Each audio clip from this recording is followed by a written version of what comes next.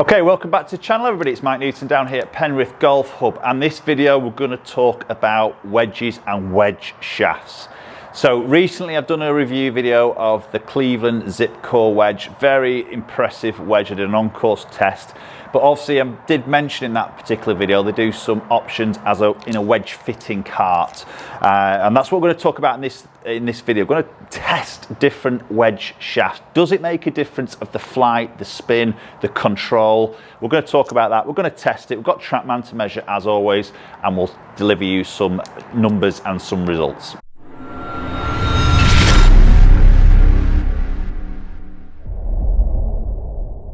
Okay, so Cleveland wedges, very renowned for their wedges. I think they've won multiple majors over the years, and they're still a very good wedge. So we're going to talk about wedge fitting and shafts in wedges, and we'll talk a lot about iron fits, driver fits. We'll talk a lot about different shaft options, and nowadays, hopefully, you guys are doing this. You're going to go out there and getting fitted. Whereas wedges, sometimes it's like you've got your set of irons, right, I'll throw in 3 wedges, right, I'm done. And we never really delve into that. Now that is starting to change a little bit more nowadays. Obviously different grind options, bounce option, loft options, gapping it all in. But even then the shaft element of it is sort of just, well, I'll throw in what I've got in my irons.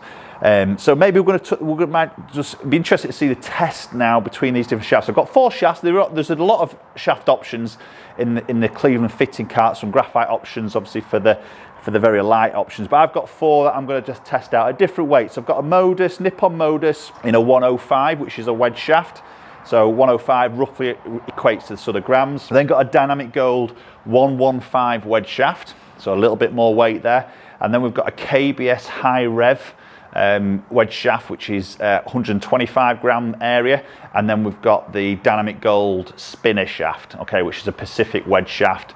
Different sort of kick point there, again trying to increase a little bit of spin. So we're going to hit multiple shots with each shafts. I'm not going to show you every single shot, but we're going to show you the results and see how maybe they change differently, possibly they might not, and how it possibly would influence me. And I might just do a tiny little wedge fit on myself and see which shaft I prefer the feel of and also the results. Okay, so I'm going to test all these shafts on an 80-yard pitch. I've got a 54 degree, it's a mid bounce, which is a 10-degree bounce option.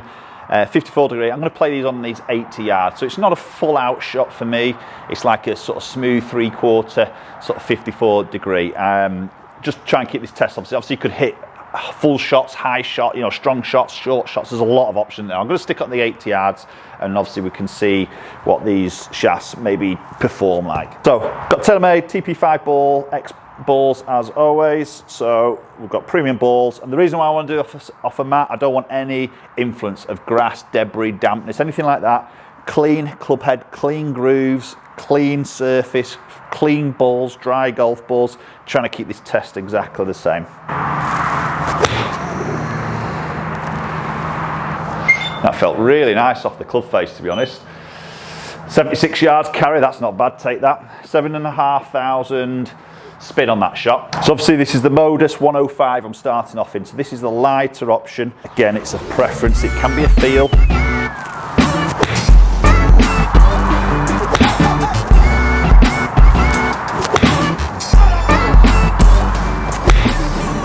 And that last one there, 6,270 yard carry. So a little bit of a pull one in there, which went a bit longer, a little bit of a weak strike, which pulled up very short. The other 3 were really good. So I've hit 5 shots.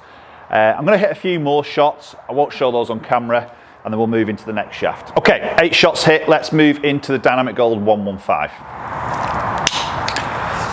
Okay, so Dynamic Gold 115, touch heavier on this particular shaft. Be interesting to see how this changes things, and I can feel that straight away. A little bit more weight up in the handle area, up into the shaft, just taken away from that club head fractionally.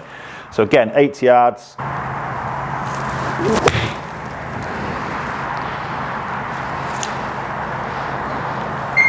A little bit of a pulley one there. That tends to be my bad shot, as you'll see from most of my videos.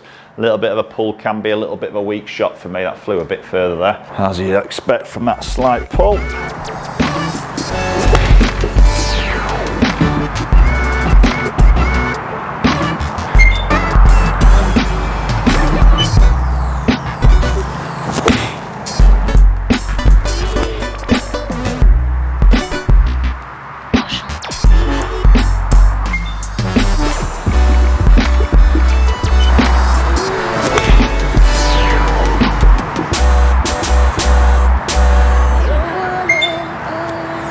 Okay, so 8 shots hit there with the DG115. Let's move on.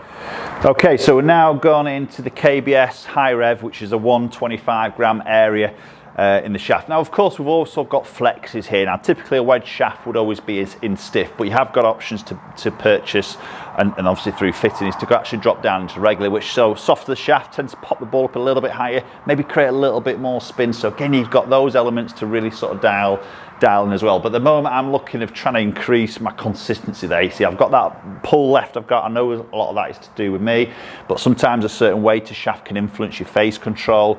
Again, it's player preference. Some players might play light shafts through their irons and they want to continue that weight into the wedges. Vice versa, some guys might play heavier shafts through their irons, but then when they get into these shorter shots, where obviously the dynamic movements of the body isn't the same, the speed's not the same, they might want to go a little bit heavier, possibly, a little bit lighter, you know, create a little bit more of a higher launch, higher spin sort of shot. Again, it's very much personal preference with wedges, and depends on how you deliver the club, how the ball flies out, and what flight you'd like to see as a player. Some players like to see more aerial shots, some like to bang it in quite low and sort of hop, skip and a pull up. So again, I think it's very sort of personal. I'll be asking those questions if I was doing a fit into that player, you know, how would you like to see that ball come in? Would you like to see a little bit more spin, a little bit more higher launch?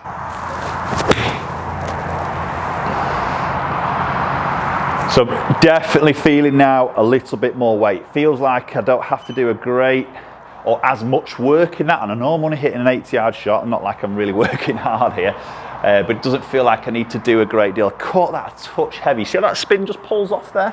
Catch it a touch heavy. So that's a better strike. Again, just fraction on that left side, but a better strike there. That'll spin a little bit more. There you go, big difference there, and that's, again, that's strike, isn't it? That's player.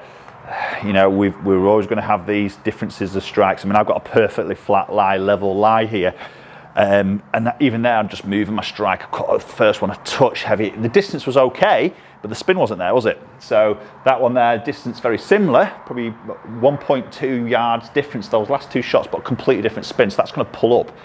Strike, as we know, plays a big difference.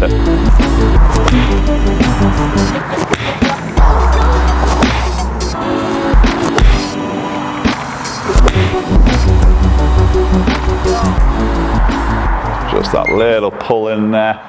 That does feel more comfortable. Hitting a few shots there. I'm just going to hit one more shot to make it my 8 shots. Does feel a little bit more comfortable. Straight away I'm seeing a little bit of tighter distance control there. The weight more up the shaft does definitely feel a bit more comfortable. It feels like I can just make a turn and let the weight of the club come through. Again, it's a personal preference, and to me that just feels a little bit more comfortable. Yeah, it seems to be a little bit more consistent on that flight direction, and also a little bit on that distance. Okay, right, so KBS high rev 125, that feels quite comfortable to me personally. Shot dispersion looks to be a little bit tighter. Let's move into the last one. So a huge advantage here of having these interchangeable. Like we see with the irons and the drivers and fittings, we can interchange shafts in and out. I think this is a great advantage doing this through the Cleveland system as well, you know, interchange, and it gives a real good feel of different weights, balances we can test, we can measure. Then maybe play into different lengths of golf shots, and again straight away there's some weight in this dynamic golf tour issue. Okay, so this is a spinner shaft, so this is designed to create a little slightly different kick point, trying to create a little bit more spin on that golf ball, again getting that sort of control. Be interesting to see what this does.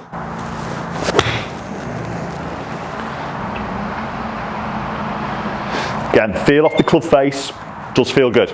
That really isn't changing anything really off that club face. That was a nice one, 79.7. That's keep them all like that. I'll be really dialing on that distance control.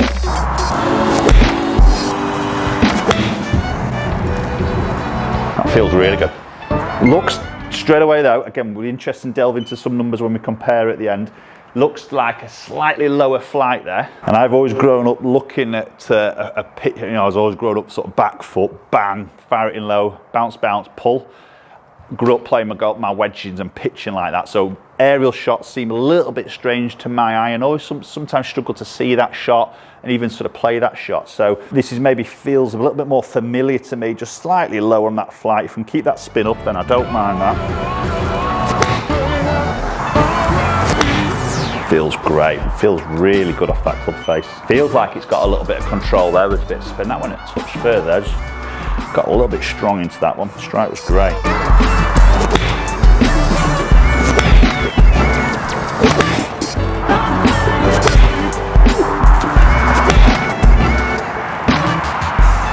Okay, there's 8 shots with the Dynamic Gold spinner. To be honest, that felt really comfortable. It looks to be pretty much more consistent than the others. Feel factor good. As I went up in that weight for me as a feel into the KBS sort of weight area into the Dynamic Gold spinner, I felt more comfortable. Okay, dispersions look to be getting a little bit tighter in those slightly heavier shafts, so that's favouring it. But let's go and look at those numbers a little bit more detail, see what difference is happening with launch and spin, and also that distance control. Right, okay, so obviously look at the dispersion, which you'll have seen as we're going through the shots there, and definitely favouring, as I just mentioned there, as I felt more comfortable on the heavier shafts and the KBS and the spinner. You see the purple and the turquoise with the tighter sort of dispersions. And there, again, it's obviously a little bit of technique there. I'm not a robot. I'm not going to produce the same swing every time. I know it's only 80 yards. You think, well, how hard can it be to get that in? But mine misses that little pull. I tend to get a little bit slow on my body, hands catch up, shut the face. And from 80 yards, that's still going to be enough to miss a green, go a little bit longer. And distance control is the key with these sort of shots, isn't it? So first of all, I just want to have a look at the side-on sort of view, and I'm going to show you all the shots there. So this is going back to the Modus 105, so the lighter one. We saw more left misses there. You see, obviously, the left one, or the shorter one there, you know, sort of a reaction to the left. As soon as you hit a couple lefts of it, that little short right one. That's typically what I would do on the golf course. So we're seeing a sort of flight there through that window. Okay, and then if we move into the DG115, which is the yellow flight, okay, little bit tighter there, similar sort of height and the flight there, maybe less left ones there, a little bit tighter. Moving into the KBS 125, this is where I start to feel a little bit more comfortable with the balance of the golf club, and you can probably see a lot tighter on the shot direction. Again, the window, similar sort of height there. We're going to look at a bit more detail on launch and spin shortly. Just sort of show these side-on views, and then moving into that last one, that Tour issue one, again tighter on the dispersion and very similar on the sort of peak of its flight. Okay, let's move into some numbers. Okay, so go back to the Modus 105 to start with. So we're going to look at maybe launch angles to start with. So the lighter one, you can see 31 degrees, 32 in the DG115, moving into 32 with the KBS, and again 31 with the Tour issue. So not a lot of difference of launch there, pretty much identical out through all those shafts. That really hasn't changed too much. But let's look at the height column, which is this column here. So you can see 48 feet with the 105, a little bit higher with the DG115, 52, touch higher again with the KBS 125, and then just down a little bit there. So I think as I improve my strikes a little bit, I saw less of the pulls. Obviously the pulls are going to come out a little bit lower, aren't they? Which is probably why the lighter ones have come out a touch lower, which you would sort of expect it to do the opposite. But I got better phase control with the heavier ones, so that's probably just keep that flight up there. We then look at spin number. So going back, you can see spin 6655, 6579, 62, okay, and then 6796. So this was the two interesting ones at the end, wasn't it? We've got high rev 125, Tour issue DG spinner, and you see a little bit more with that spinner shaft there at 6796 as a spin.